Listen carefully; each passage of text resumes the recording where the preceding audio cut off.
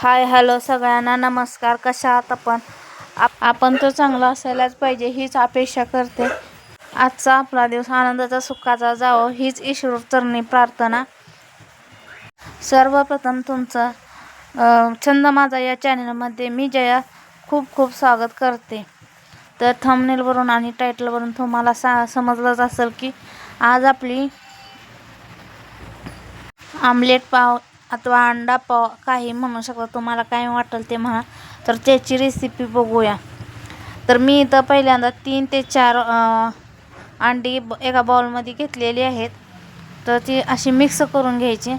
त्यातच बारीक चिरलेला कांदा आणि अर्धा टोमॅटो बारीक चिरून टाकलेला आहे. तोही असा चमच्याने मिक्स करून घ्यायचा आणि तुम्हाला चवीनुसार मीठ टाकून घ्यायचं. आणि तिखट वाटत असेल तर तिखट घ्या, नाही तर तुमच्या घरात लहान मुलं असतील तर टाकूही नका. आणि थोडीशी कोथिंबीर टाकली तरी चालते.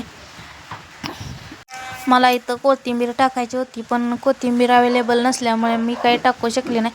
तर तुम्ही यात कोथिंबीर टाकू शकता आणि मसालाही टाकू शकता आणि ते सगळे एकजीव करून घ्यायचं.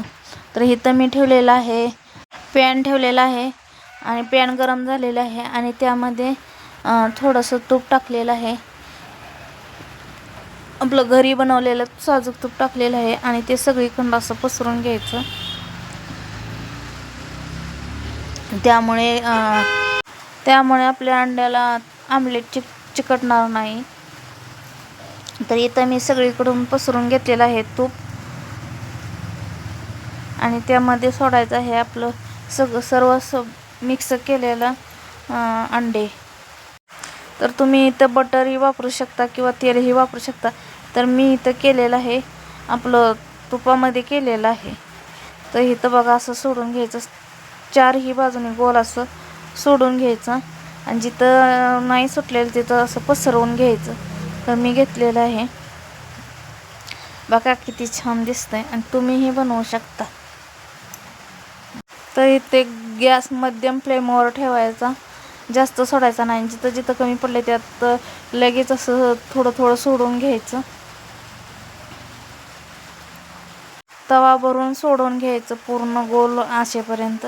त्यामुळं ब्रेड आपण त्याच्यावर ठेवल्यानंतर पूर्ण ब्रेड झाकून जाते. त्याच्यामध्ये असं जरा भरवून ब्रेड ठेवायचे. इथं ब्रेडला दोन्ही साईडने आमलेट लावून घ्यायचं, त्यामुळे ती जागा सोडत नाही. तर इथं मोठी साईज असल्यामुळे मी 4 ब्रेड वापरलेले आहेत. तुम्ही इथे तेल किंवा बटर वापरायचं असेल तर ह्या ब्रेडवरही लावू शकता आणि मसालाही आणखी लावू शकता. तर मी काय वापरलेलं नाही.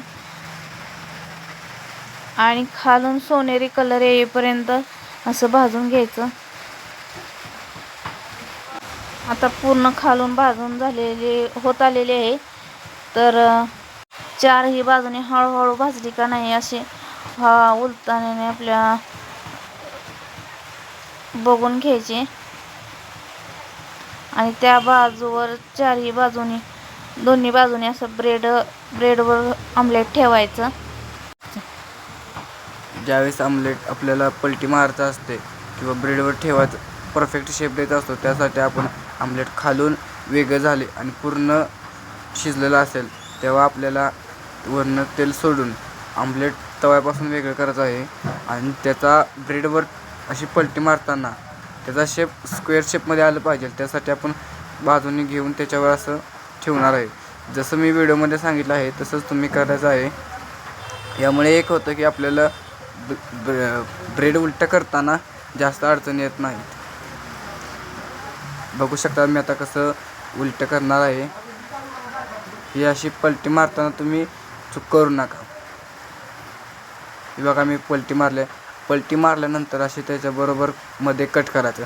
त्यामुळे त्यांना परफेक्ट ब्रेड पूर्ण रोस्ट होतो. त्यामुळे टेस्टमध्ये खूप चांगलं लागते. तर आमलेट पाव आता दोन्ही बाजूनी भाजून होत आलेला आहे. तर इथे मी घेतलेलं एका डिशमध्ये सॉस सोबत घेतलेला आहे. टेस्ट झालेली आहे छान. तोपर्यंत काळजी घ्या आपली व आपल्या परिवाराची. उद्या भेटू नवीन एका व्हिडिओमध्ये. तोपर्यंत बाय बाय.